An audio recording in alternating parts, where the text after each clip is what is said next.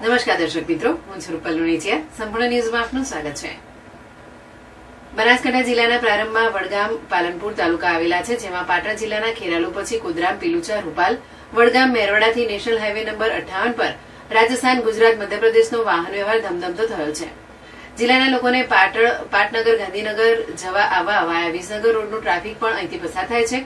ત્યારે national highway ઓથોરિટીને વડગામના વિસ્તારના રોડનો વિકાસ કરવામાં ઉણપ દાખવી હોય તેવું તાલુકા લોકોમાં ચર્ચાઈ રહ્યું છે. નેશનલ હાઈવે નંબર 58 કાર્યરત થશે ત્યારથી તાલુકા મથક વડગામમાં પ્રવેશતા ચોમાસા દરમિયાન રોડ સાઈડ પર અથવા તો રોડ વચ્ચે ભરાતા વરસાદી પાણીનો નિકાલ કરવા નક્કર કામગીરી કરવામાં આવતી નથી.